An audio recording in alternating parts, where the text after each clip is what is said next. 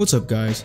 Before we begin here, I just want to quickly remind you that the Crunchy Take podcast is available on Spotify, YouTube, Radio Public, Google Podcasts, and now Apple Podcasts. So if you like what you hear, please consider subscribing or following to hear these episodes as soon as they air. I want to thank you for stopping by and enjoy the podcast.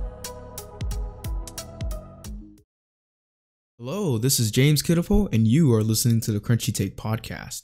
I'm joined today by Eric Lundgraf, and we're recording this at 7 p.m. Eastern Standard Time, 4 p.m. Pacific on a Thursday night, leading into what we hope will be a successful weigh-in ahead of UFC 251 of what is now known as the first iteration of Fight Island.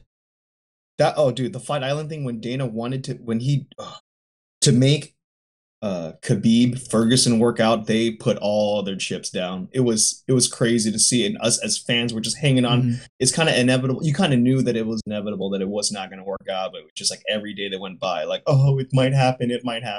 Mm-hmm. Fortunately, it didn't. And then just the name Fight Island kind of took on its own personality, and they made T-shirts. There's UFC fighters playing the ukulele, singing about how to fight at Fight Island. And now here it is. You know, it's just in our imagination, we assume this tiny island, few palm trees, and something so like super underground, and an octagon right in the sand. But it's Yas Island in Abu Dhabi, and I believe they had an event there, UFC 112, back in 2010. That's my guess, but it's not. Technically, it's an island, but just not what all the fans were like fantasizing of. What it would be. Yeah, well, they've been planning their roots in Dubai and Abu Dhabi for it seems like the better half of 2 years. Because the last fight in and around that area was the whole Khabib and Dustin Poirier fight, which was interesting because if you read the events surrounding that, it was kind of like an outdoor event, and it was raining. If you remember, I don't know if you were watching it with me, or if you were watching it, you remember it was raining and you could just see like people trying to cover themselves. Wait, for what event? This was for Poirier and Khabib. If you remember, it was raining. Yes. Oh, I don't rain. It was just like but it seems like now we're seeing the fruits of the UFC's labor in investing, them really being a truly global league. It's the most global sport, I think, of any mainstream sport out there. And we're kind of seeing the fruits of their labor now with what's about to happen to UFC 251. All right, so that brings us to the first fight on the docket, which is Paige VanZant and Amanda Ribas. But before, because since we're not going to get into the prelims, but I want to give one shout out to featherweight Amir Markwani. I just messed up his name, but I think he has the record for fastest knockout in featherweight history at 8 seconds in his UFC debut. What was that? Dude's exciting. Was it a submission chokehold? Was it just like a knockout? No, it was a knockout. It was a knockout. Yeah, it was a knockout. 8 seconds. I think it's a record for featherweight. And do you know who it was against? I forgot. This goes to show the importance of these prelims. But I think if I had to watch one fight, I will watch his. And that is it. Interesting. Well, it's interesting that I like that you said that, because I feel like this is, the Paige VanZant and Ribas thing. It's a nice ease into the heavier must-see fights, because everything after this one matchup, it's like the energy it's suddenly ramped up to 11. The main question I had here was, Eric, at what point do you think a fighter takes that next step into main card status? Because like a name like Paige VanZant, and there's this general kind of, we'll watch it if we get to the event early. If we order pizza, we're screwing around. We have a beer, whatnot. We might put it on and talk amongst each other before then, goof off. But in what your opinion, what does it take for a fighter to break that mold? Jeez, I don't. No, that's rough, dude. Not really sure how to say. Like in this situation, like Amanda Ribas. First of all, I don't know who she is. She just, but she's getting it now through this opportunity of fighting someone like Paige VanZant. Dude, Amanda Ribas is a huge favorite as far as the odds against Paige VanZant. So Paige VanZant, to make it past that, like Paige. She's, I wouldn't say the fan favorite, but definitely the more known. Absolutely. She's popular because she's a very, she can fight. She fights for the UFC. She's very attractive, and just so happens, she's talented in other ways too. She can, dance. She was on Dancing with the Stars and whatnot. Like that's kind of what got her there. But as far as like what it takes to get to that next level, you're always, what does Uncle Chill say? He's always like, the Uncle Chill punches. Uncle Chill, yeah, he's like, we know that the punches and the kicks are always going to be there, but why? Why are we watching? Like tell us why. There's behind every fight, there's always a story behind it. Every fighter has a story behind it.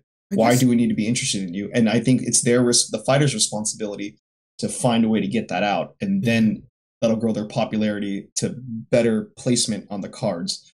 That's kind of my standard answer, but I don't know.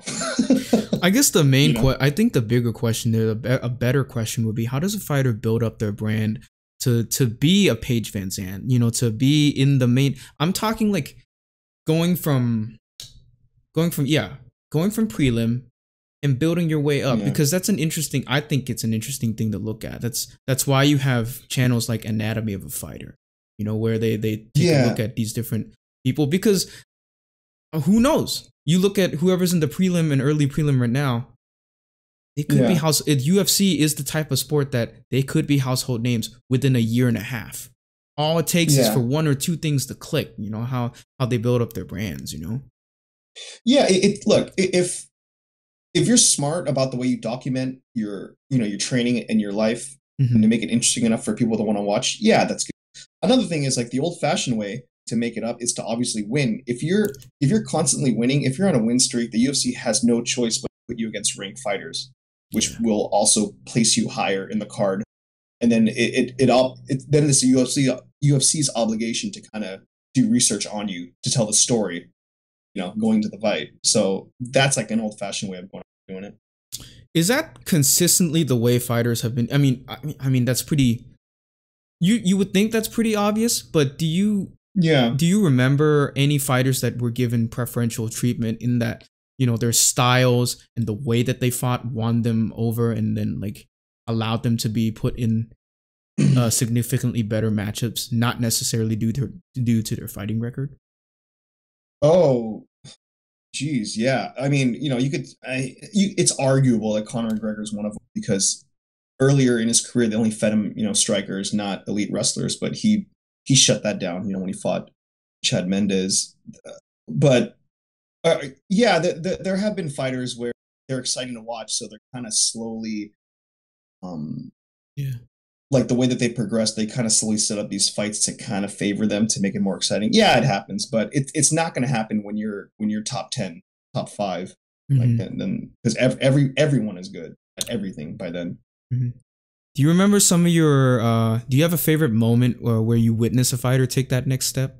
Do you have like a favorite or take that next step? Yeah, it was. Oh, geez, that's it, dude.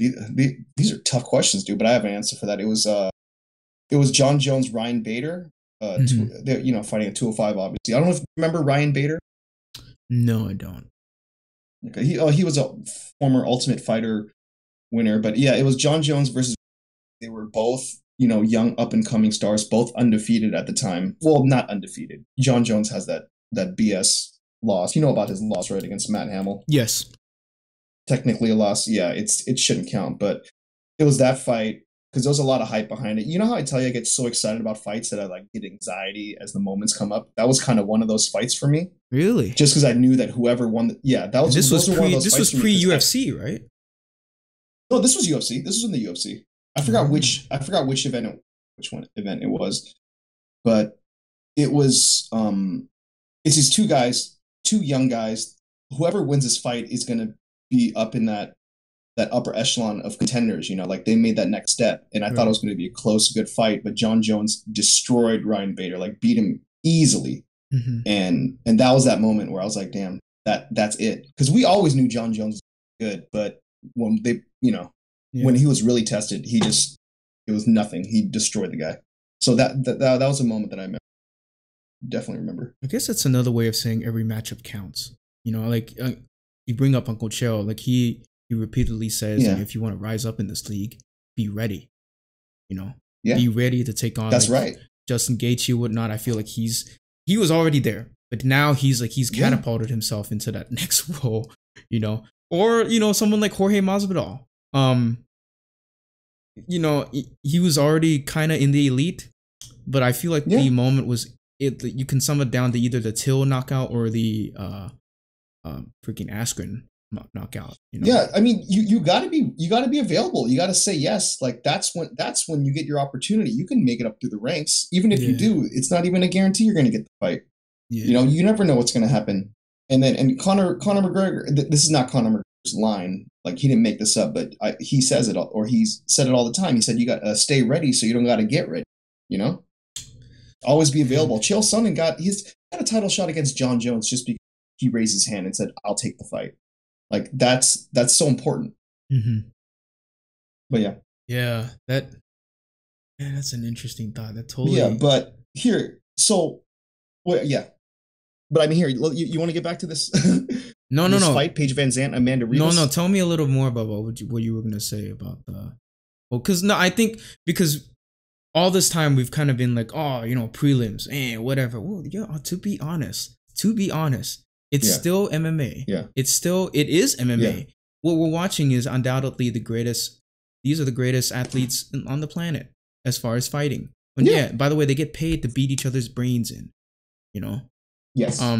I just think it's interesting to look at like moments like that where fighters take that next step because it's relevant, like here, for example, when Masvidal knocked Askren out, truth be told, I don't even know who the main card was that night, who the main event was that night. Was it John Jones?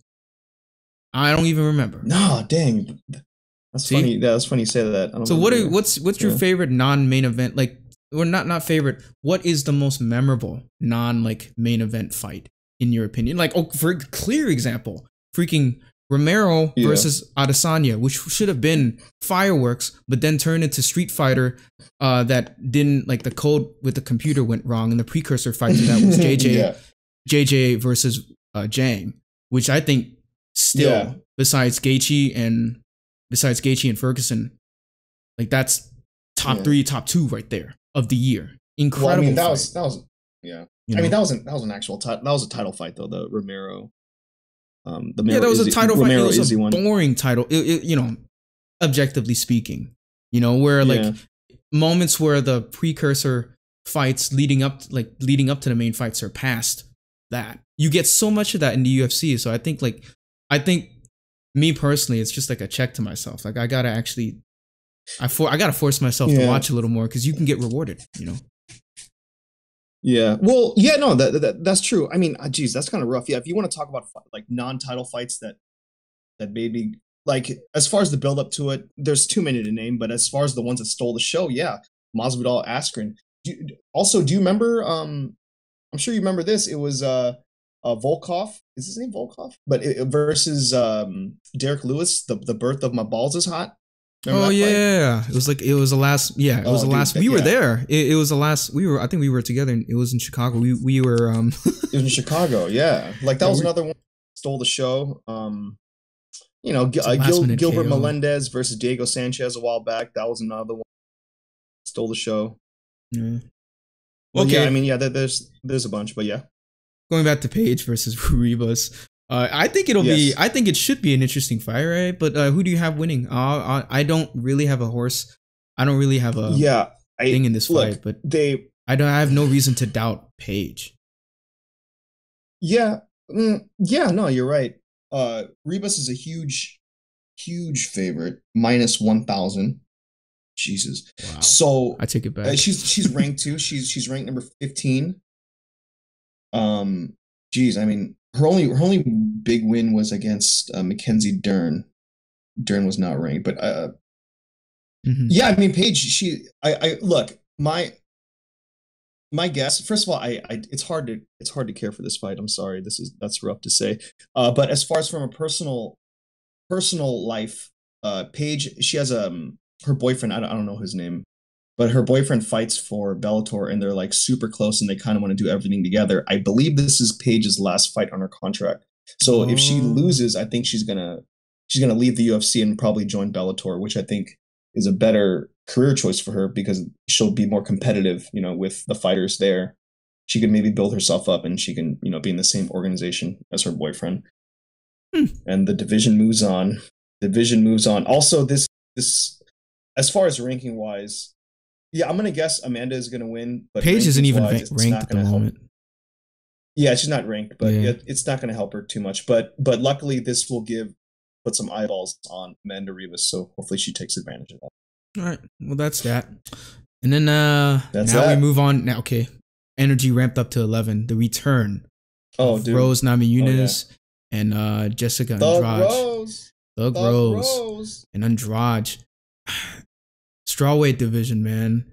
It's been an yes. I don't mean to sound cheesy, but the two of them have the exact same the two of them have the exact same premise, coming off of a title shot lost, you know, so to speak, because both of them were only able to defend it. They weren't able to defend it, right?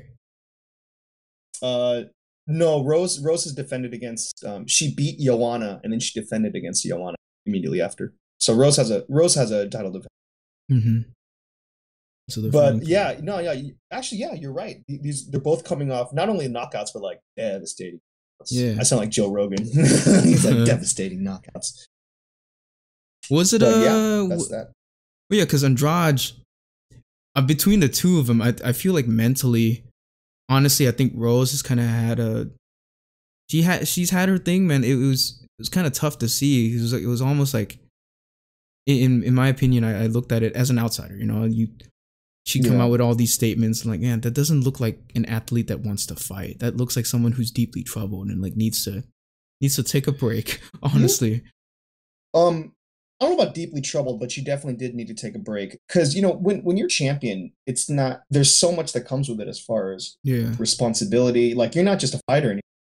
You're a representative of the company now in a way, and the more eyeballs are on you, you have to do more media, more camera time. And that takes a toll on people, even though she wasn't a champion too long, but she was, you know, super successful. But she's one of those fighters where when she lost her title, it was a weight off her shoulder too. Oh, yeah. And she needed that. And now she's back, you know, and I think the key to her winning is just her mindset. That's all. Because if you remember the first time they fought, you know, Andrade and Rose won that first round. You know, she outpointed her on the feet, and it was kind of a not freak accident, but, you know, perfect placement and whatnot for Andrade to, you know, lift her and slam Rose on her head to win. Damn. Yeah, it was skills wise. That really was a devastating. Skills wise, Rose has everything, has what it takes to beat her. But Andrade has the physicality. That's the thing. Yeah, and I always thought of Andrade as this like kind of like bulldog aggressive fighter, which I think she is, and I kind of went over her record, like if she like gasses or tires out, but I mean her wins are kind of scattered everywhere. She's got all kinds of wins, you know, decision, knockout, submissions. She's very well rounded, which she's been known to do from time to time. But I feel like between the two of them, who suffered the worst loss? I mean, Andrade got taken out. Like Andrade went from defeating and claiming the title in her home country to losing to another fighter who claimed the title in their home country. You know? Isn't that crazy? Because Andrade was the one that lost to Weili Zhang, right? So like in China, like crazy. Yeah, crazy turn of events. Wait, the last fight? Did you say you had Amanda Ribas winning? The last fight I'm just going off of what I know. Like, I've seen Paige fight more, but honestly, like with those kind of odds, like it's a toss up, you know. Yeah. I don't. How about this one? Who do you think for Andrade? This one, Namajunas? With everything, you know, considering the training that Rose has put out, the fact that she has an amazing coach. You know, someone who's Pat Barry. Yeah. Oh no, not Pat Barry. Yeah, no, it is. Is it Pat Barry? It's Pat Barry. That's her fiance boyfriend too. Yeah, it's her fiance as well. Like you can't really beat that deep kind of connection.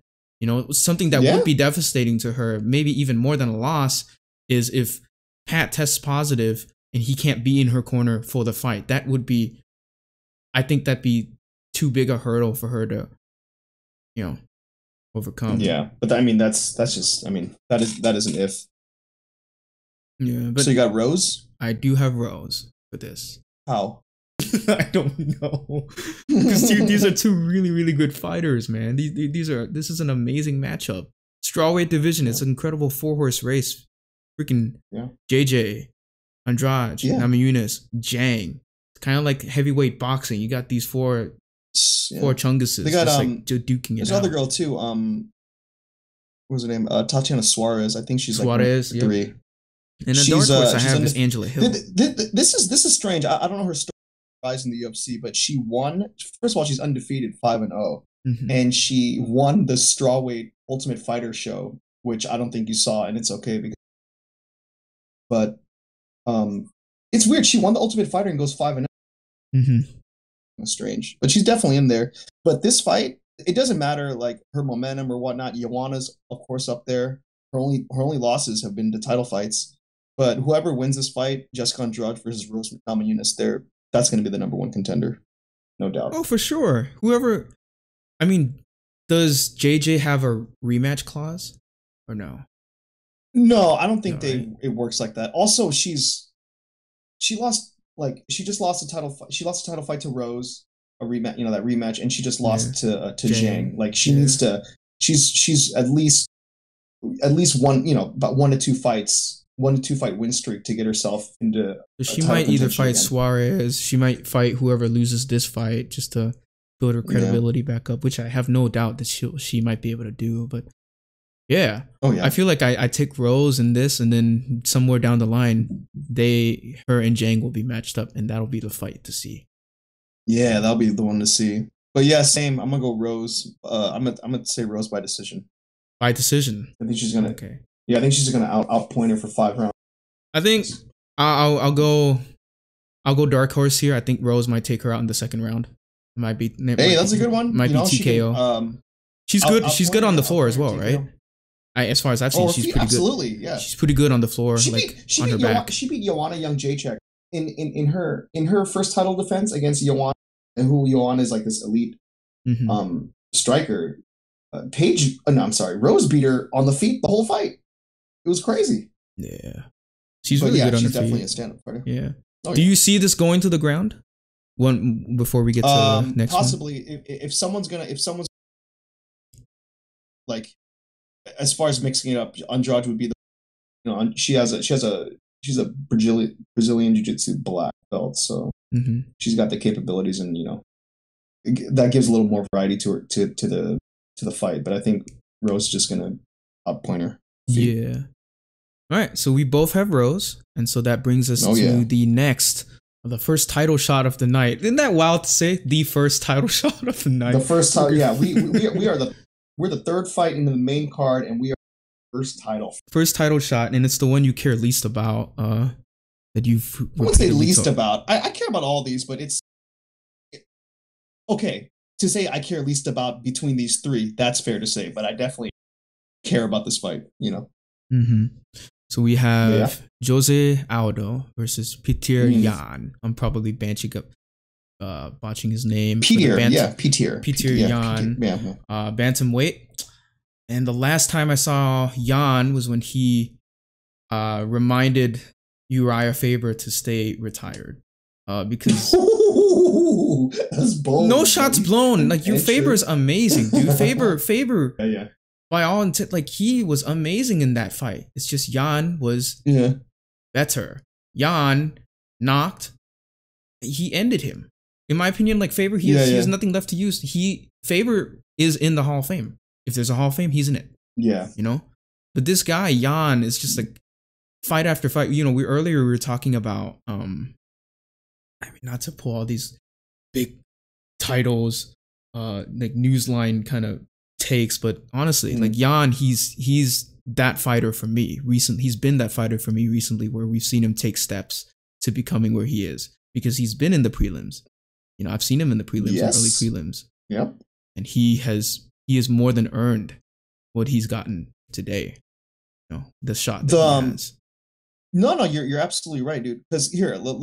I'm gonna go through his last three because first of all, I don't before I'm not gonna lie to you. Before he fought Uriah Faber, I didn't know who he was. I just thought he was kind of like a young up and comer, but a stepping stone for a bantamweight title shot. But yeah, I mean his path to being a number one contender, he beat John Dodson. And John, like John Dodson is always going to be ranked. He's kind of like that gatekeeper type fighter. So he got a win off that. And then there's another dude, Vera, who's always going to be ranked. That's a solid fight. And then Uriah Faber was a big name, kind of like when we were talking about Amanda Ribas using Paige VanZant's name to catapult herself up. And that's kind of what Faber is. What Faber was to Petr Yan. So that's why he's in this position he's in now.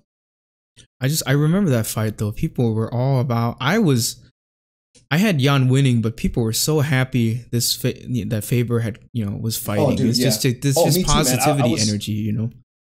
I was rooting for Faber so much. Like that's what happens when you're one of the old MMA fans. Just us old dudes want the old guys to win.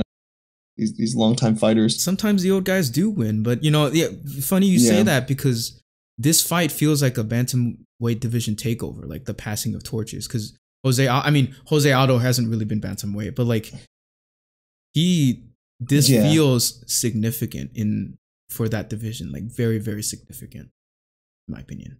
Oh yeah, this is the thing. I mean, dude, you said he hasn't really been in bantamweight. Not only has he not really been in it, Jose Aldo is 0-1 in bantamweight. He's on a 1-fight losing streak, 2-fight losing streak overall, but he's lost his first fight at bantamweight and he's getting a title shot. That's great. I mean, you just gotta credit. I think you gotta credit that to his body of work and like the fact that he keeps his body. Yeah. Because when he first went down, I think you and I both, you more so than me, I remember you texting me like, there's no way he can cut that much weight.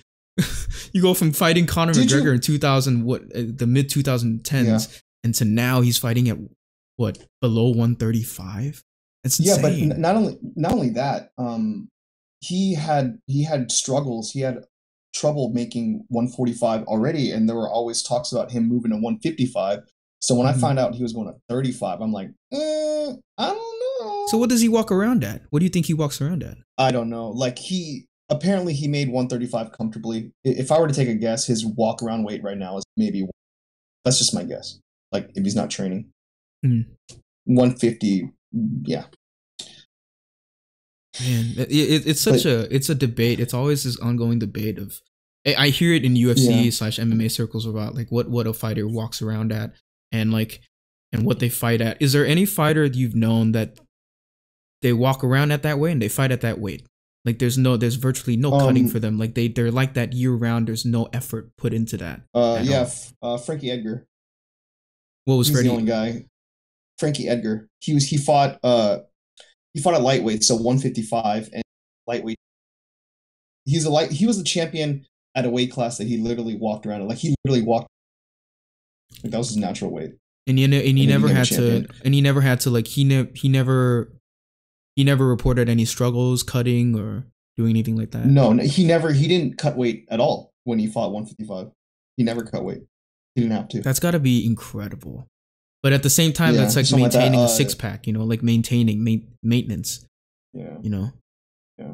But no, weight cutting is really is really just water weight.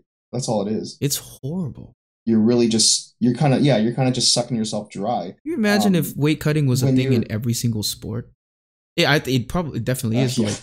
Like, it kind of reminds me of when Shaq was, when Pat Riley was asking him, "Hey, you got to come within like 14-15% body fat." Like, come on, dude. A guy like Shaq. Yeah, there was a I think he played outfield, but Pablo Sandoval. He was a player for the San Francisco Giants. Yeah. And I think there was a contract 300 pounds or something. Sorry, go ahead. Of course, but they won a World Series. No, I'm saying like he did it. He came in under 300 pounds and I think winning the World Series. So yeah it works. The reason I bring up weight for this division is because because it feels like, and not only from you, but for a lot of people that I either watch sports with or follow this sport in particular. Aside from the names, it feels like bantamweight for the men is the most. It seems to be like the ugly end of the stick, where like it's uninteresting and unappealing for some reason from a viewership standpoint. I mean, because you got Cejudo, right? But just listening to your voice and hearing your take on it, it's like why do you think it is the most? It's because I'm ready to. Yeah, why do you think it's the most unappealing for a lot of people? I don't think it's unappealing at all, but like I wouldn't. No, I only made that sound so I can. I only made that sound because I was going to disagree with you. What do you mean? It's very appealing. Bantamweight. It's a very appealing weight class. Back.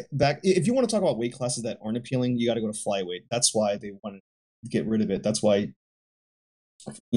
Henry Cejudo flyweight. Yeah, I'm sorry. Maybe disregard everything I just said. Division. Yeah, I think it's flyweight that I was talking about. That's hilarious because when I saw your when I was kind of going through notes, I was like, this dude's really talking about the bantamweight. Okay, but if you got to mix it with flyweight. I think so. I think my bad. Honestly, I can't. Yeah, I think I got it mixed up. I can't name 5 fighters in the flyweight division right? Because the bantamweight division has names. Yeah, Cody Garbrandt, Aljamain Sterling, Sun Sao. You like Sean O'Malley? Yeah, he's another guy. He's another one of those like wow. He took that next level kind of fighter. Sean O'Malley. He has wild hair and everything. He's gonna be a star. Every fight that he's a bigger star. Frankie Edgar, I mentioned before, he's gonna fight in that division now too. Don't forget the two. Freaking what? Man, I sound like an idiot now, because I confused the two. I think it's because, I think the reason I confused the two, or it was a gray area in my head. I should have asked you about it earlier, but it seems like there was this gray area in my head. I thought like this doesn't make sense. There are all these different names, these really interesting fighters and contenders. Yet, like, for some reason, when you get to the lower weight classes, there's like this uninterest, And I think I was actually thinking of flyweight. Yeah. No. So that's my bad on my part, dude. I definitely I get it, man, because you're not. No, that's fine. This is all learning, but no, I definitely get what you mean. Yeah, but I mean, from a bigger viewership standpoint, how do you sell people on smaller people fights? Because I've heard people, ignorant people that I've watched with. That's rough. Yeah. It's rough to do because, look, back, like, early UFC, right? When I say early, I mean, like, 2008, 2007. With the lightweight division, it was more so used as, you're watching these guys, you're interested in them because they're lighter weight guys, they're all technical, they're exciting, they're quick. So it's exciting to watch, but it's kind of hard. If you're a lighter weight class, it's kind of hard to get to that next level of popularity if you don't kind of have personality. They all have a personality, but something like an edge to them. Yeah. That's kind of the way it is. And it kind of sucks. And this is just the casual fan. I'm not of course, hardcore fans or MMA fans know everything about these lighter weight divisions, but as far as like a vague casual viewer, like you assume, like when you say the baddest man on the planet, who is that? It is the heavyweight champion of the UFC. Yeah, exactly. Or whatever of the world. If you're the heavyweight champion, you're the baddest man on the planet. Followed closely by Dana White. yeah. No, but so honestly, that's why it's tougher. If you look at it from a technical standpoint, they're the best. They are the best. They have the cardio. They have the pacing. That's what. Yes. I mean, it harkens back to the point that I was making about, with the UFC. Yeah. You are watching the best athletes. So when you're watching something like a bantamweight or featherweight, right? You're watching the best fighters in the world at that weight class. Yeah, everyone who weighs 135 or 125, yeah. Those two are the best, unquestionably. Yeah. Yeah. That's crazy. That's a crazy concept. And these smaller fighters, they're so acrobatic. It's intense. It's why it's getting better. It's getting better minutely with Mm-hmm. time, because there's no doubt, featherweight, bantamweight, they have stars in there, and Mm-hmm. it just takes that extra. I mean, there was no huge star in any of those divisions. Like, Jose Aldo is the greatest. They'll say Max Holloway is the greatest featherweight of all time, but before that, it was Jose Aldo, and he couldn't sell a pay-per-view, even though he was murdering these dudes. Mm-hmm. And we haven't had a star like that until Conor McGregor at 145. That was the first time. Like, he changed everything. But yeah, there was never. Oh, BJ Penn, but that's lightweight, Yeah. and you can argue right now that lightweight is the best weight class in all of the UFC. Oh, unquestionably, probably. I mean, followed quickly, maybe by light heavyweight or welterweight, depending on your viewpoint on several Yeah, specific but I know you could fighters. say. I mean, you could say bantamweight, but I mean that's a whole different discussion. Yeah. Like, you could say bantamweight is the second most, but it's all arguable. Well, going back to these two, Yes. prediction wise, I think Jan. Oh my god, like I can't doubt him, which is scary to think because Aldo, he's bringing all that he can, and he's probably coming into this with a chip on his shoulder because he's 0-2, Yeah. like you said, in the division. But Jan, No, it's well, just like I don't see Jose him is old. losing. Yeah, You know? What were you gonna say? yeah. I mean, I was gonna say. I mean, Jose. As far as in the division, Jose Aldo is 0-1. Yeah. So wait. So you're going Peter Yan? How do you think he's gonna beat Aldo? I feel like Aldo is. I feel like Aldo at bantamweight is very elusive. Like he hasn't given me reason to think he'll get knocked out. But with Jan, Mm-hmm. he's Mm-hmm. he's the person I'd make an exception for. I think Jose will Yeah. get knocked out. Jeez. I think Ooh, because Jan has mauled that's his way nice. through everyone. Now he hasn't faced someone quite like Jose Aldo, but yeah, I don't. And if Yeah. Jose Aldo wins, I think it goes to decision. Yeah. I think Okay. Jose is at this point. We still that technical wise, I think you still got to give it to Yeah. him in the fact that he has more fighting experience. He is the older Yep. head. He is the more methodical fighter. But Jan, he's just at that. He's at that stage right now where the parallel is. He's like, to me, he kind of reminds me of when his last LeBron in 2009, 2010. Yeah. Before he went to the Heat, he's at that level. He's very Yeah. close. This is the hurdle now. He has to get over the Pistons. He has to get the title. Yeah. You know. Yeah. So yeah, I got No, that's a Jan good one. by KO, TKO, second round or first round. Wait, it's a Jeez. title shot, right? That means it's 5 Oh rounds. yeah. This is for the title. I mean, Henry Cejudo is Oh, five. I just realized these next 3 fights are gonna be 5 rounds. All 5 round fights, dude. Oh man. Okay, I don't know which round it's gonna happen in, obviously. But TKO for me. What's your take on it though? Okay.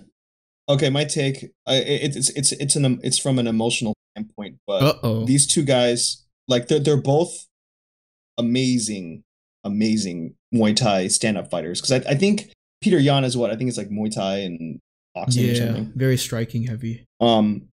Jose Aldo, like, watching his rise, he is nasty. His leg. Jose Aldo was a professional soccer player at one point too, but his leg kicks, like, he had the nastiest, scariest leg kicks. The type where, like, he throws a leg kick and the sound, like, you get hurt from that sound, Mhm. But for whatever reason, I don't know what happened. If it's age, injuries, or what, he just doesn't as he used to. His leg kicks were so scary.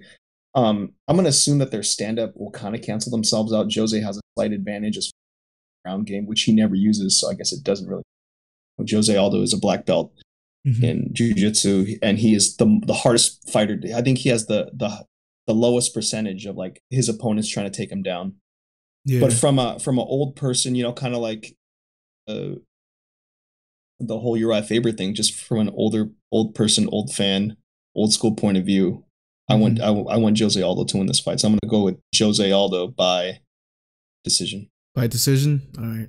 That's pretty Yeah. fair. I mean, that's funny. That's exactly the same train of thought I had. If I he just does win- love, like, these guys, these fighters that are in the GOAT conversation. I just, even when they're older, I want them to do something else to kind of add to mystique or to add to their Yeah. argument. And that'll do it for Jose Aldo. Peter Yan's like money. Yes, money. What? Like if I had to put my money on, yeah, I'm picking Yan. But you're going. That's cool. That we can do that. I can do that too. Objectively, who do you think's gonna win? Emotionally, who do you think's gonna win? Yeah. But your money's on Yan, but you want Aldo to win. That's fine. I'm only saying that kind of off, like not officially, just because no one's hearing this conversation, James. This conversation is between me and you. What are you talking about? I'm kidding, but I'm gonna stick to it though. Like official decision, I'm gonna go Aldo decision. Yeah. Cool. All right. Well, that brings us to the second title shot of the night. Between I'm already out of breath. Alexander this is too much, dude. Volkanovski versus Max Holloway. If it's too much, Eric, you better tap out now because Holloway looks ready. Holloway looks he looks like a maniac. Yeah, I look at his hair is completely different, but it seems like he's lost so much fat. Is that fair to say? Because I've been looking at the footage. I've been looking at footage of him working out. He looked like his cheekbones look so much more defined than they were a year and a half ago or a year ago. Whenever the last time he fought. Yeah. He just looks different. I mean, dude, it's the quarantine hair, man. That's that quarantine hair. Well, let's see if quarantine hair translates instead of taking ring matchup. Yeah, instead of taking time to cut his hair to level up on Call of Duty. I like that he's doing that. That's really cool in my opinion. That's so awesome. Yeah, it takes his mind off of it. I don't know, and I was watching his Twitch one day, and there was one he was like kind of being rushed, like, "All right, Max, we gotta go," and then Max was like, "All right, no, one more." It's like one more game. And he was saying like this is my last game before I go to Fight Island. I'm like, dude, you should be packing, you should be getting ready to go. And you're worried about a Call of Duty game? Oh, you don't think people are doing that for him? I love it. You don't think someone's doing that for him? Oh, I know. I know, but it's just funny. Just that thought. Just with some fighters, man, they gotta take their mind off of it. Like, I mean, Call of Duty or gaming is a way. You see that more also with the younger NBA players. I mean, you got Gordon Hayward playing Valorant, stuff like that. But yeah. I wrote in the notes. As far as does he look good, I don't know. I haven't seen I saw the little footage that was available on what is it, UFC and Beld. But dude, Holloway, yeah, I mean he always, first of all, he always looks good as fighting. If you're saying there's a difference in it, like in his face is more chiseled or whatnot, then maybe he just looks more chiseled. That's a good way to put it. Yeah. He looks not game bred. He looks ready. He looks more ready than he has in however many matchups that I've seen him. It's because with Holloway, I've had a somewhat frustrating viewership of him. I've seen him like it's always. Oh really? Yeah, I don't think I've seen enough of him, and this probably is nodding to when I became a fan. But like in between that time, Holloway he's been a household name, but I haven't really seen him do anything decisive in the time span that I've been a fan. Obviously, going back, yes, he is unquestionably, objectively, he should be the best featherweight, right? But then you have this tree trunk, you have this tree trunk leg day guy, Volkanovski coming in here, earning that last victory. I really think people say, "Oh, Max should have won." No, I think Volkanovski really did earn that fight. It was a decision, but Volk was the one pushing. This is the forever debate between fighter fans is, oh, who's pushing the rhythm and who's initiating, who's doing everything. I think that should count for something, right? No, definitely. Octagon control is one of the scoring, criterias, or one of the things that the judges are paying attention to. Yeah, so definitely. And Max has the reach. Right? Yes, he's got the reach. He's got the height. Yep. And this time it looks like he has the fight. It looks like he has. Which means he's got the range. I love that Max is. Well, first off, I thought Max won the fight, but really, when I say won the fight, I'm only saying this because you know how they have this really silly, ignorant saying of, if you want to beat champion, you got to beat the champion. Have you heard that before? Like you Yeah. got to win more decisive if you want to win the belt. In this case, their fight was super close. I was okay with either of them winning. I kind of thought Max won, but that's a little more just fan bias. That fight was super close, but they gave it to Volkanovski, and rightfully so. It was just a close fight, but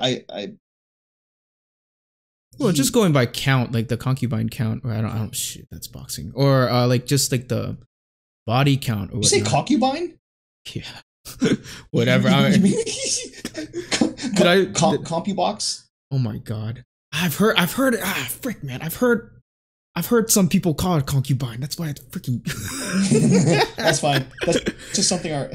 That's a little different. Like CompuStrike, I think is the thing that counts. Official body, official strike. The freaking yeah. It's just for me. Volk had it in that fight.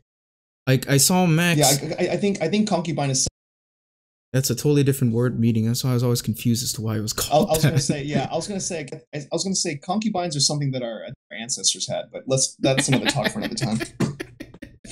Okay. This fight, there's not honestly much I can say for it. I think it's a must-win for Holloway. This is like a because he looks well, not he looks, but do you get the sense that he's sort of contemplating retirement, like real, legitimate retirement? Max? Yeah. No, not anytime soon. I can see where you're going, or how you can get that, but no, I don't think so. I don't know, but yeah, I definitely think this is a must-win for Max, just because you gotta get that title back. Yeah. Also, I mean, it's a must. It's a must-win for him because, let's say if he were to lose, it's very hard to get. It's harder. The road back to a title is if you lose 2 title fights in a row. Maybe not so. I mean, he was champion for one of them, but yeah, I mean, it's a must-win for Volkanovski. Like the thing, I don't know, because if Volkanovski wins, he kind of takes a piece of Max Holloway's legacy as to beat this guy twice. Exactly. To beat someone that is considered the greatest featherweight of all. You kind of take a piece of that too. God damn, this division is so stacked, dude. But as far as who needs it more, yeah. But whoever loses, they're gonna be back either way. Yeah, Volkanovski, man, so I always knew he kind of came out the blue for me too. As far as finding out about this dude. Yeah, he did. I mean, this dude was undefeated. He was 7-0 coming into the Max Holloway fight. I mean, now 8-0, of course. This dude was undefeated in the UFC. Well, it remains to be seen, but I think me, I guess his last 3 fights. For me, momentum-wise and just like significance, I think I'm going to go with Holloway and by decision. Again, it'd be great if he KO. So? Okay. It'd be great for either fighter if it was a KO somehow. My God, can you imagine like a KO? Because you look at these title shots, there's a potential for each round, for each fight to end in KO, as with any fight. Yeah. But especially with these 3 kind of stand-up heavy matchups, I feel like Holloway. Yeah. Again, like, and I gotta go with someone who has reach again. Like, this time Max has learned from that. It feels like he has analyzed his faults and then like kind of. Because he handled that loss very well. It's like, if you remember, he took that loss, and then on Monday he was on Rogan. Just like, what? That's what makes it scarier too. When it doesn't affect them. When you're that okay with letting that belt go, knowing that you're going to be back, to take away that burden of being champion just for a little bit. This dude, if anything, it might have helped a little mini vacation. He time away from all that stress, and now he's back. Interesting. Who you got? Yeah, I mean, it'll be a good fight, dude. Yeah, Volkanovski's leg kicks, but I think Max has him figured out by now. He's done his homework. They've both done the homework, but I think Max maybe might do a better job using range and distance. I think Max Holloway by decision. By decision. Okay, we're both with each other there. Featherweight by decision, Max Holloway. All right, Max Holloway. Now we get to the source of your stress for this whole week. What's made Eric stressed out? What he's been wanting? What the whole fight community has been wanting? We've gone on this circus from having obviously Gilbert Burns having to back out due to coronavirus, which I think is a shame because he it's unfortunate. It is objectively speaking, right? It's unfortunate, but at the same time, there's this weird thing I thought about. Like, I personally thought it was too quick of a turnaround for Burns. Does he deserve it? Probably, because he took out Tyron Woodley, and which you were very happy about. You were very happy about that. Like, but yeah, Burns. I thought it was because he literally fought. They fought what? They fought during the era of COVID, right? It was a COVID fight. Absolutely, yeah. Oh my God, COVID fights.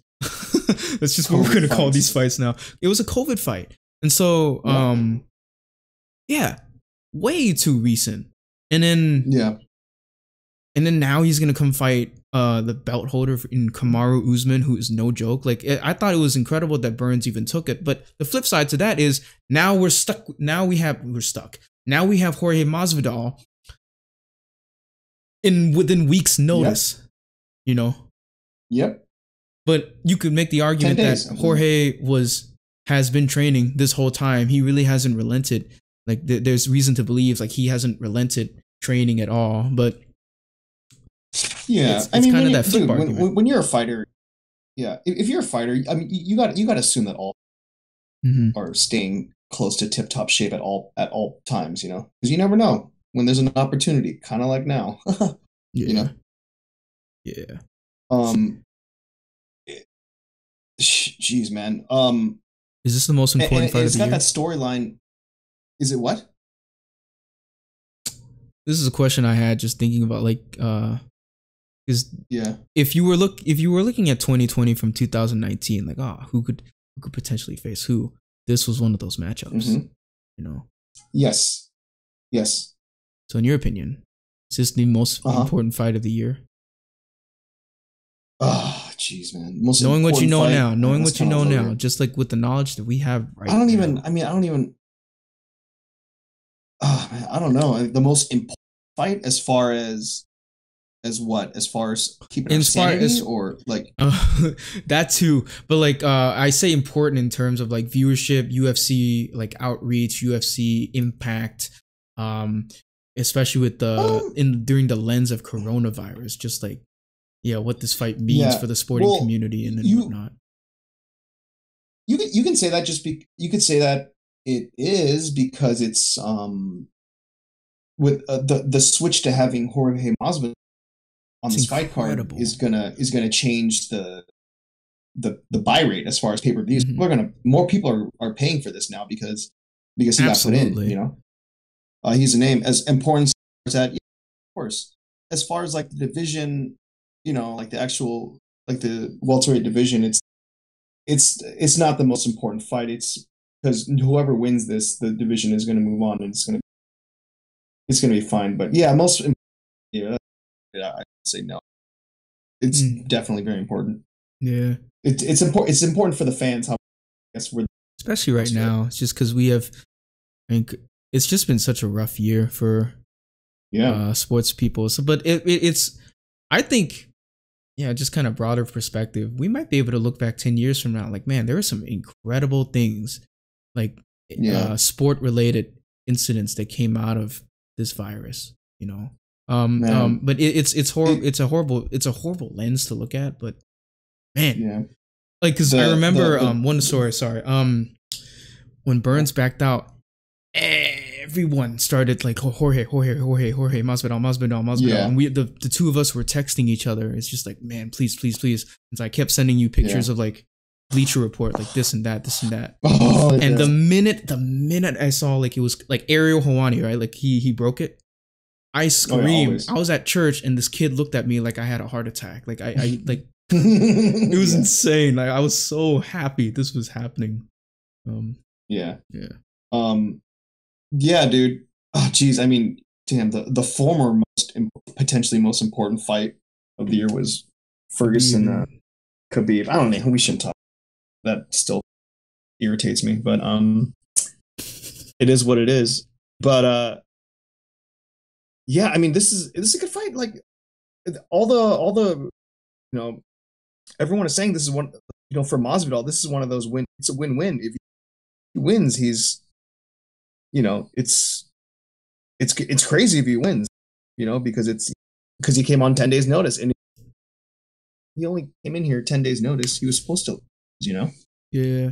I wouldn't have been opposed to seeing Covington either. Yeah, I would not have been opposed to seeing a Covington rematch, because the both of them, it seems like both of them were willing to take it on a moment's notice.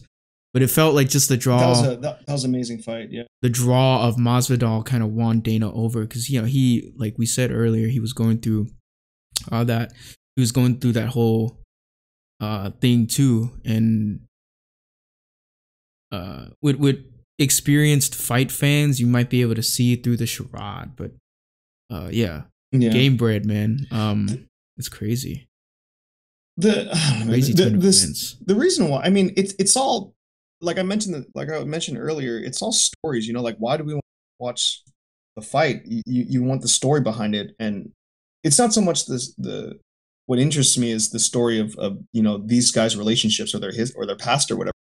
Yeah, it's not like their upbringing and how they made their way in the ranks into in the UFC or whatever. Like Masvidal, he's a journeyman. He's fought for everywhere, however long, and he's always kind of had this like brilliant like his personality. He's like very entertaining, but it's so effortless, Yeah, he's kind of one of those guys, and the way that, like, his meteoric rise, it's so corny to say that, but he did have a meteoric rise. It kind of started, it was all unintentional. Mm-hmm. Like his first fight, because he fought welterweight. He lost 2 in a row at welterweight. He fights Darren Till. Darren Till. Yep. That boy is scary. Darren Till was the hype train before, in his country too, in UK, title contention in the O2 Stadium, and then he fought Woodley. He got beat, and then get Darren Till back in a title contention. You just need to give him just one more fight with a name. That was Masvidal. Knocks him out, right? So that was an upset, and then he's a star for that. And then the next one, that was another unintentional, help to him rising, was Ben Askren. Because who sold that fight? Only Ben Askren sold that fight. Masvidal just kind of stood back and didn't really talk trash. Oh, I don't know. Like, Ben Askren sold the fight, but it was he quote unquote sold the fight, but there was a back and forth between them two, man. It was back and forth. There was some animosity, but Masvidal's kind of trash talk towards Askren was more kind of just like a retaliation, passive, not even retaliation. No, it's just like kind of like this dismissal of what Askren is saying. It's like, dude, whatever, I'll say whatever now to get through this media press tour, but we still have to fight, Mm-hmm. But he needs to thank Askren for not only hyping the fight, but Jorge Masvidal set a UFC record on Askren, kneeing him in the face and knocking him out in 5 seconds. That's another help to a meteoric rise. And then after that, who do you fight after Askren? Nate Diaz. Yep, the BMF title. For the BMF title, for Nate Diaz, BMF. And this wasn't even a fight that Masvidal called out. Masvidal was just in the stand. Mm-hmm. Nate Diaz called him out. He put him in this situation. So that's another, like I said, another unintentional route to stardom. Yep. So, and which brings us to where we are now. Masvidal's this huge star, and he never changed. He never did anything. He got rewarded though. It's like, I think it's fruits of his labor, because you go back to his 2000s backyards fights. The myth behind that was he was eating a cheeseburger or whatnot, and Kimbo was like, "Hey, I have this guy you can come fight. You want to come fight him? Sure." Yeah, beats him up beats him up on the street. A guy, by the way, who was 20 pounds heavier than he was, has a rematch, comes back and beats the crap out of him again. Like, it's just like, this guy is just the ultimate, oh, okay, this is happening, I'll do it. So it's only part of the, it shouldn't come as a surprise that he'd take this. And I don't think, we've heard the term built-in excuses. I don't think he'll take it like that. If he does lose, he'll take it on the chin. I think I think he's the type of athlete that if he loses, it wouldn't be the end of the world to him. Whereas Kamaru Usman, that guy, I feel like he has this odd thing where it kind of reminded me a little bit of MJ. Like small things seem to bother this guy a lot, like a lot. Okay. Like the more and more I look into Usman or whatnot, he's really kind of not in the same way as Woodley, obviously, but there is a sensitivity level to this guy that I've noticed, but in like a competitive nature way. You know, like he has these things that drives up his competitive nature, like ramps him up to be able to perform at this kind of stage. Yeah. You know? Yeah. There's been some weird back and forth between these two. Like, obviously, Usman, I think is the favorite, and like he's been like the kingpin for a little bit, right? Like a little over a year and a half, 2 years. Yeah. And the two have never really been in the same like conversation of fighting each other, but all of a sudden last year it started to ramp up. You know, you saw that backstage kind of thing, back and forth, Kamaru in a cast or whatnot. Yeah, I mean, Usman, they Masvidal, and he's like, who? It's like, come on, dude, you know who he is. Yeah. Oh my gosh. Did you see him vetted? The thing, no, I haven't finished it yet. I try to stay away from before like a fight happens. No, but there was this moment, there was this one, probably a good move, but there was this one moment where Herbie's walking to the elevator. Kamaru Usman comes out and he just misses Masvidal going into the elevator. That was like I saw that. Part of me thinks that's maybe scripted, like edited or in a certain way, but man, it just kind of it rings in the moment like the both of them are in Abu Dhabi. Fingers crossed they do not test positive. Fingers crossed. This fight, this like mega, would you consider this a mega fight or no? It's hard to say a mega fight. You could say a mega fight, considering how this fight came to be. Yeah, then you know, like as far as a surprise and an upgrade. Yeah, but I mean, Masvidal's kind of at that level now. You know, moving forward, I think pretty much all of his fights are going to be mega fights. As far as sellers. Because Usman, as great as as great as Usman is, he's not necessarily like a pay-per-view draw, you know. Yeah. But God, man, that dude's scary, man. Usman, he's one of those guys that is good at everything. You know, he's primarily a wrestler, but this dude fought Colby. You know, him and Colby Covington. I couldn't keep up watching that fight. I was like out of breath watching him fight Colby. So that was wild. That was a wild fight. Absolutely. Usman, he's kind of, you know, I mentioned Masvidal as a journeyman that finally has an opportunity.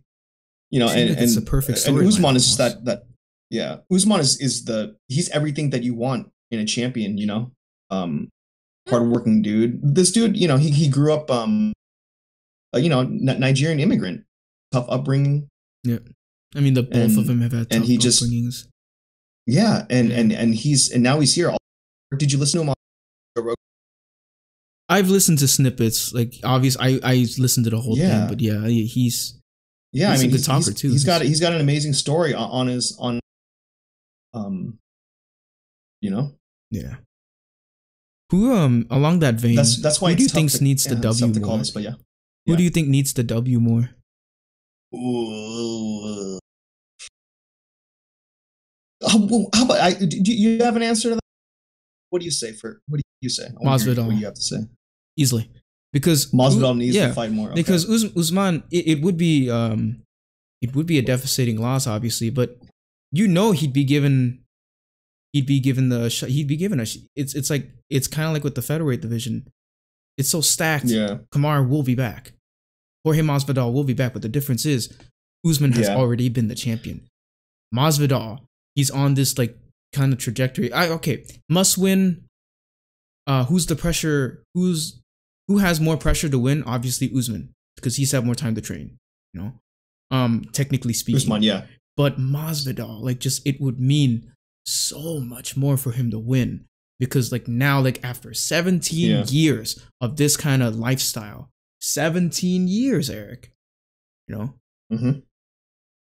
like it's just like it's come to a culmination to such a point during coronavirus. And not to get too existential about it, but like, yeah, I think Masvidal, this would be a monumental achievement, not only for Masvidal, but in the sense that it would send a message to every single fighter saying, you had better be ready. You know, in this occupation, it like rings in the same message that Chael Sonnen was saying, like you, or honestly, even across like occupations in the workforce, you know, if you're trying to get into an industry, be ready. You know, it's a message that I really like. And so in my opinion, like if Masvidal were to pull this out, like I think it would be incredible. Now, of course, with the win, if you think he's cocky now, this dude's gonna ramp it up. He's gonna 3-piece and a soda and a shake. By that standard, he's gonna ramp it up. You're gonna milkshake too. But yeah, I'm gonna have to agree with you, just because of what's on the line for these fighters. Look, whoever loses this fight, they're getting a title shot again. Someone's getting a title shot again. Whoever loses this fight, whether it's against each other or whoever the champion is. As far as what's on the line, who's coming in here, like Masvidal has way more to gain from this than Usman. It's like he has exponentially more to gain than Usman does. Usman, all he has to gain is title defense on his record. You know? Yeah. Like, there's just so much on the line, seems more so for Masvidal. And I think that's kind of a pressure that we feel, and it's a pressure that's also true, but I think Masvidal doesn't feel that pressure towards himself, which makes him a little more dangerous for this fight. I think he's just going into this as a fight. Exactly. I don't think he he's just he's not putting this pressure on. No, you know, he's along for the ride. Like, that's why I like looking at Embedded, is because you like look at the footage. It's like, these fighters, they're getting on a plane. Like there was this footage of Rose sitting in first class. She's like, wow, this is easily the best fight trip I've ever been a part of. It's just like, it's cool to see these moments of where fighters they kind of relent from the pressure, because this is a highly individualistic sport. You know, it takes a team to make these fighters, but when they're on the world stage, they're by themselves. That's a lot of pressure. You know. Especially right now, you have the whole world watching. You're not going to have anybody booing you necessarily. It's just a shame there. Oh, like, dude, it's just so much. It's so much different. Like, you don't have to hear. You can hear your corner. Like, not only can you hear your corner, you can hear Daniel Cormier making a suggestion. Like, yeah. Speaking of which, we didn't bring that up earlier. Who's commentating this fight? Because Rogan's not doing this fight. You know, Rogan is not going to be doing it. I'm assuming it's going to be to Cormier. No, it's probably going to be like. It's probably gonna be Cormier, Michael Bisping, and John Anik or something. That's just my guess. Bisping, all right, that'll be cool. That'll be really nice. It's just, do you think Rogan would ever agree to not sit? You ever think Rogan would agree to not sit ringside, but then commentate from his booth? He's probably gonna do a fight companion, right? Hopefully. Yeah, if he's gonna do a fight companion. It's gonna be like Brendan Schaub, Brian Callen. Oh boy, the conspiracy theory circle is coming back again for that thing. But okay, so that's that's been UFC 251. Eric, wait, but before we even cap it off, I think I lost connection. Oh man, kind of lost you there. What happened? Yeah, it's your internet. My internet. Oh, geez. I don't know. Let me turn off. Yeah, don't worry about it. I'm doing a lot of editing on these podcasts anyway. Eric, who do you have winning this fight? The most stressful question, I think, for you, like, who's winning it? We've talked about who needs to win. We've talked about the storyline surrounding the win and surrounding this matchup in particular. A matchup we didn't know existed a month ago, a week and a half ago. Okay, it's happening tomorrow. It's happening on Saturday, Eric. Who's gonna win? Yeah, I mean, we've gone Yas over Island. We've gone over all these points. Yeah, who needs it more? What does it mean? All this whatnot. My choice isn't by who should win the fight, but I'm gonna go with who I want to win, and I don't want this train to stop rolling. I need this meteoric rise to continue. I'm gonna go with Jorge Masvidal, knockout third round. Knockout third round. What do you got, dude? I was gonna do the same. I don't think this fight's going 5 rounds. Yeah, either Usman gets him on the ground or Jorge knocks him out. Either way, yeah. I mean, yeah, Usman grind this dude out 5 rounds or Masvidal knockout. But yeah, I'm going Masvidal, and it sucks to yeah. I hate fights where I don't want to make a decision, but this is one of them. I think I'll be a contrarian. I think given the evidence, Usman has had a more proper training camp. He doesn't have to do that whole weight cut that people are speculating with Jorge. He was already in fighting shape before this. There's speculation as to whether Masvidal or not. I think with the evidence given, I have to go with Usman. Usman will grind him. He won't. He has the ability and potential, I should say, to grind it out and come up with the W. Yeah, so I'll go with Usman for now. But you know what else too? Like I'm not gonna go away from my pick of Masvidal. But if this fight was scheduled initially, Masvidal Usman, they both had the full camp, everything is fine, and they go into the fight, Usman would still be the favorite to win the fight. You know that? Yes. Yeah. So even more so, he's the favorite now. Yeah. But I got to do it, man. I got to bet from an emotional, not bet, but pick from an emotional standpoint. I just need this. I want the money to keep rolling for this dude. He needs to do it for the underground, man. That's fair. The underground. Yeah, for you especially, because you've been following this for a little bit. He kind of encompasses the kind of fighter you like, whatnot. All right, so that is UFC 251. By the time this comes out, the weigh-in should come out, and Lord willing, no one tests positive. Like, I don't even want. Please stay in your rooms, guys. Just let's make sure stay in your room. Let's make sure this happens, man. If not for Dana, do it for us, okay? Do it for Eric. Yeah. Eric. No kissing. Do it for me. Please just do it for me. All right.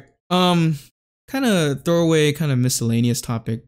Short little conversation I'd like to have, Eric, is the impact, cause so with rest in peace, Abdulmanap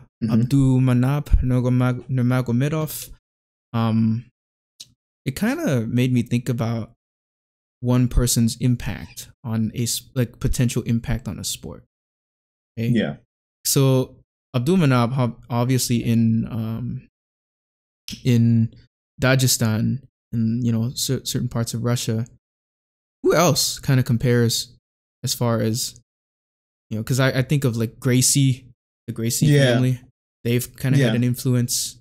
They had the biggest influence, the Gracie family. Oh, absolutely. But take me behind the scenes a little bit, dude. Like to an outsider, who has formed MMA to where we know it today? Because you can't tell the story of MMA without obviously Nurmagomedov. You could. He's up there because he was he kind of helped. I mean, he helped train and bring in these these set of like Dagestani killers, pretty much. He was I mean, I guess according because I mean I just know that he was always close with him and Khabib are super close. But and their father. I haven't really seen any footage or anything about it. It was mostly listening to DC talk about not only the relationship of him and his son Khabib, but with all the other fighters that he brings in too. He takes he was a huge almost father figure to all of them. Yeah, it's just I was watching a few pieces that RT did, and then obviously Anatomy of a Fighter had him on as well. Just like this guy was just such a. He's honestly like the most ideal blue collar sport. Grab your lunch like pail and just go do it. This guy like from the ground up loved. I mean, he has a degree in freaking sports like not just. Yeah, he got like his education was was martial arts, was sambo and some form of like wrestling and whatnot. And he got he was educated enough in that, and he built this. Yep. Yeah, I mean, obviously his son is in the GOAT conversation. He's in it. Yep. And then there's this whole circle of fighters from Dagestan. Like Dagestan went from being a virtually unknown country to now like if you want to learn how to wrestle, it's not a bad place to go, you know? Yep. Which is incredible, in my opinion. It's just, yeah, I mean, his kind of, this is just from the stories that I heard, but yeah, like kind of his energy and the way that he is, you know, the way he makes people, you know, feel or whatnot, like he demands a respect from people. And, you know, when you see him, you respect him, but also he kind of returns that respect too, because DC was saying how when, you know, Khabib had to move to, you know, California, train at AKA, and then his dad pretty much just gave full responsibility to the coach. What's his name? God, what's AKA's coach name again? No idea. Javier Mendez. Oh yeah, you know, gave him that full responsibility. But you know, this guy has trained Khabib. Remember the whole fiasco after UFC when he fought Conor, after he beat Conor and he jumped into the crowd? That was ugly. That was wild. The only thing the only thing Khabib cared about, the only thing that he was afraid of was, dude, his dad. My dad's gonna whip my butt, you know? My dad gonna smash me. Yeah, my dad gonna smash. He's gonna smash me. Yeah, because I mean, you look at his character, Abdulmanap was the one to kind of bear the hatchet with Conor. He was in an interview once saying, yeah, Conor should come to Dagestan, which I do not advise. But like, yeah, he should come. It's fight. It's over. Forgive. You know, it's just like, wow. Like this guy, like, I would not want to see him mad. This guy, don't let it fool you. Like, I was looking at footage. He worked out. This guy was in shape as like, however old he was. No one should want to wrestle Abdulmanap Nurmagomedov. No one. Yeah, when we have a conversation about whose dad can beat up the other, Abdulmanap is not a guy. Like, you should pick a fight with, man. And it just kind of got me thinking about. Did you have any more to say about Abdulmanap? No, that was Abdulmanap. R.I.P., man.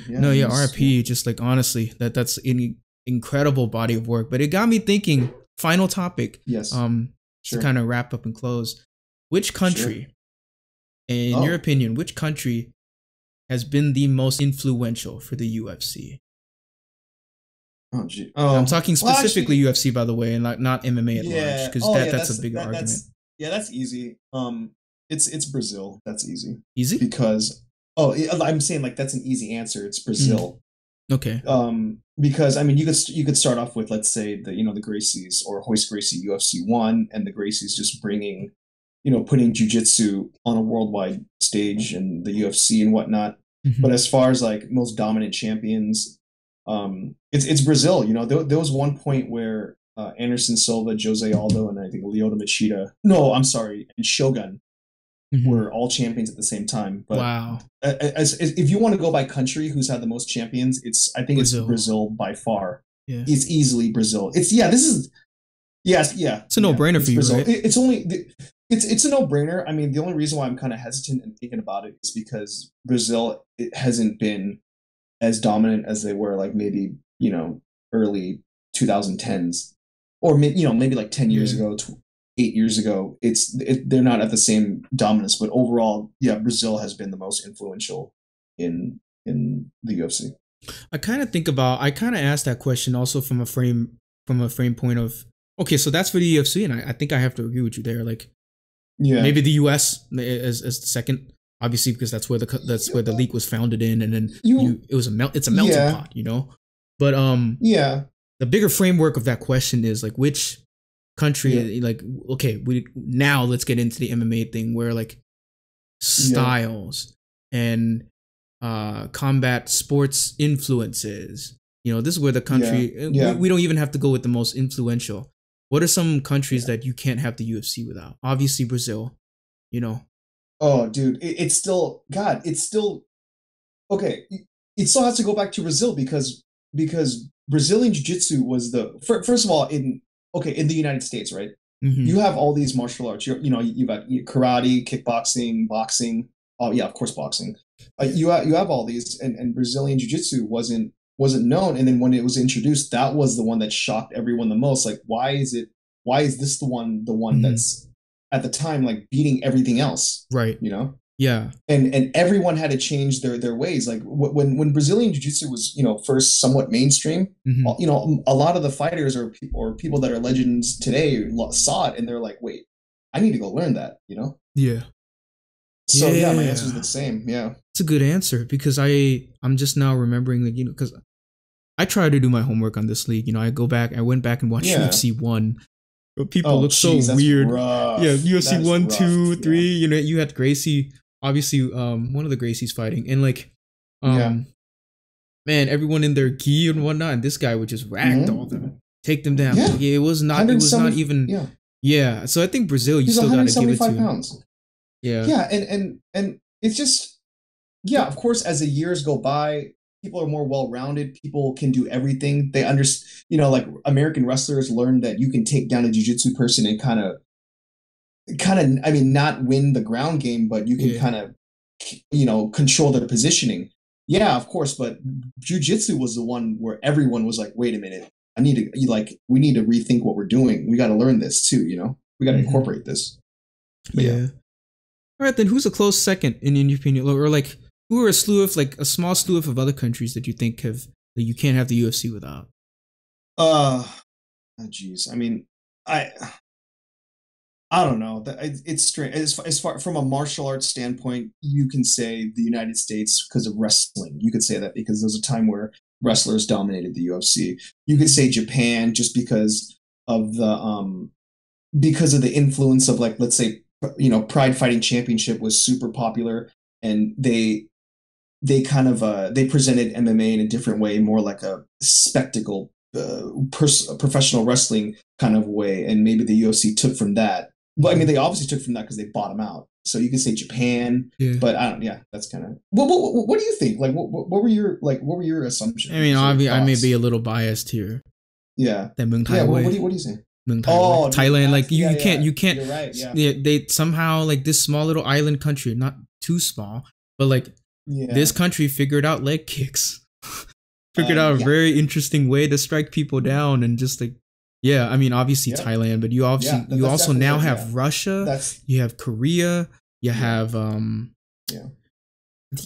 one part of the world I have not really seen, I would like to see explored a little more, are African / northern or southern Western African martial arts. It'd be interesting to see because they have some really interesting techniques. But I still think we're the UFC and MMA as we know it. As it pertains to it being mainstream. I think it's still so we're just now seeing like where things can go. Yeah, and no, I think it's gonna be that same narrative, like as the years go by too, because when we think that we're starting to scratch the surface, we're scratching another surface, and you're like, wait a minute, there's this too. It's what's so interesting about this sport. It's still very young if you're going to compare to other traditional sports, but this thing, it's exciting. It's just constantly growing. Man. It's exciting. Yeah, it's crazy. But the elephant in the room is, in my opinion, China. Mm-hmm.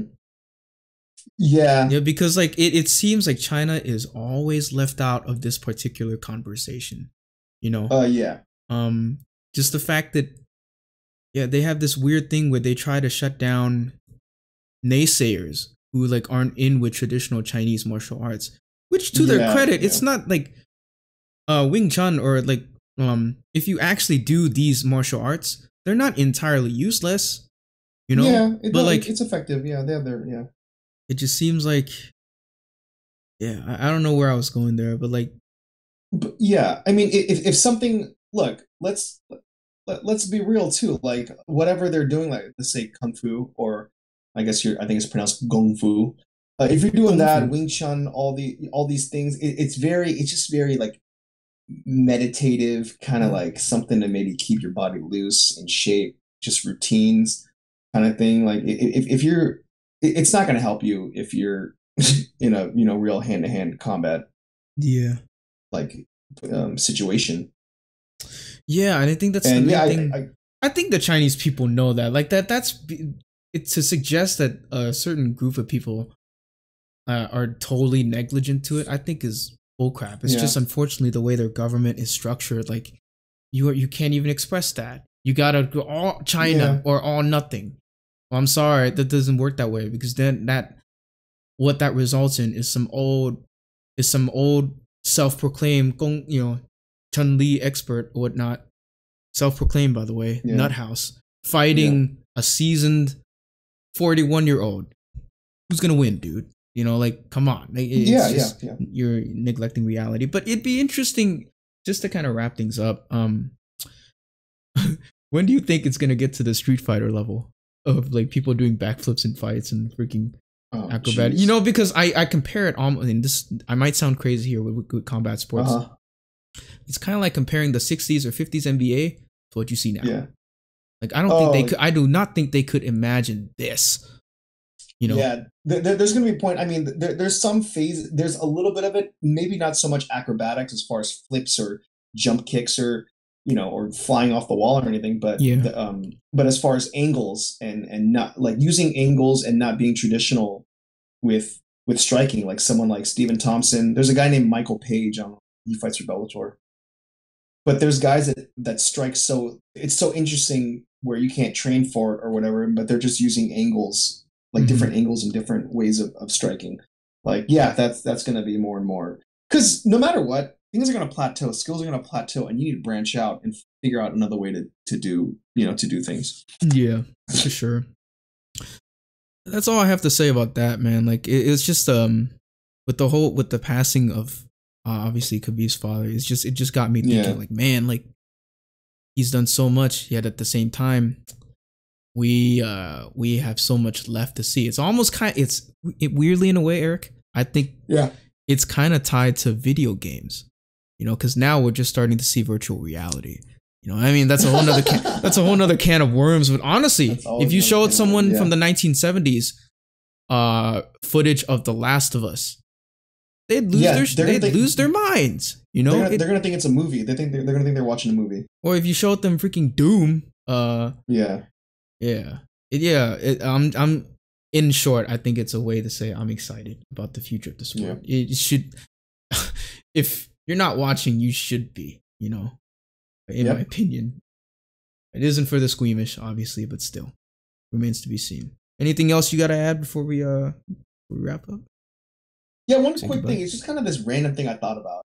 Sure. Like Nate Diaz's kind of his position right now in MMA. No, I think it's first of all, Masvidal wins or not, like, no matter what happens, I think Nate Diaz has the best deal right now, or the best seat or spot in his career. Yeah, the best seat in the house. He doesn't have to contend for titles. First of all, he's got 2 fights that are guarantees that the UFC can pull this fight out whenever they want. It doesn't matter at what point of the career, wins or losses, win streaks, losing streaks, it doesn't matter. Nate Diaz has a guaranteed. He has 2 that are millions of dollars that he's gonna. So this dude is pretty much set with 2 rematches. One of them, obviously, Conor McGregor. He'll always be able to fight Conor McGregor. They can bring that fight up anytime. They're gonna sell. It's gonna happen anytime. Yep, and that's great. And that fight needs to happen. It's gonna happen one of these days. And then the other one is the Masvidal. Yeah, it has to. And the other one is would be the Masvidal rematch, just because that fight ended bitterly. We wanted more. Nate could have fought more, and even Masvidal said, Nate deserves a rematch. And Masvidal's not 100% satisfied with that win. He of course he thinks he was gonna win eventually, but you don't want to win like that. And that's another fight that's gonna happen. And they're gonna make a lot of money. So I was just thinking about it while I was taking these notes. I was like, dang, Nate Diaz got a good deal right now. Absolutely. Just sitting back. Yeah. Nate Diaz could fight Colby Covington. Yeah, I'm saying, like, this is just, you know, like, any fight outside of Masvidal Conor, of course, it'll work. Nate Diaz sells pay-per-views, but I'm just saying, like, I'm talking about, like, if you want to talk about the massive blockbuster pay-per-views, there's Masvidal and Conor just waiting to happen. The pay-per-view I feel you want to see the most is Ngannou and Jones or Ngannou and Jackson or Andrew. No, Jackson, Anthony Johnson. Anthony Rumble Johnson. I'll watch Anthony Rumble Johnson. Anybody, I love that dude. But if he fights John Jones, you will need to put me through the what is it called? You know how like when you're like submerged in water, they do it in the movies. You're just submerged in water, and they just keep your body as is. Like in And, Star Wars, like Luke years later. Skywalker, freaking Empire Strikes Back, he was in a cryo tube or whatnot, or like Yeah, just keep me in a cryo tube. Yeah, keep me in a cryo tube until the day of the fight, because I will not be able to wait for John Jones versus Anthony Johnson. All right, well, that's been the UFC focus with Eric Luengraf. Quick little shout out. You can follow this podcast on either Spotify, YouTube, and now Apple Podcasts. Very recently, we've recently surpassed 100 listens. So I want to thank you, everyone who's listened to the podcast so far. But yeah, Eric, dude, thank you so much for doing this, and hopefully the fights we talk about today actually happen. Oh, dude, yeah, this was a blast. Always a blast. Yeah, this is great to see. Well, thanks for listening, guys, and tune in next week.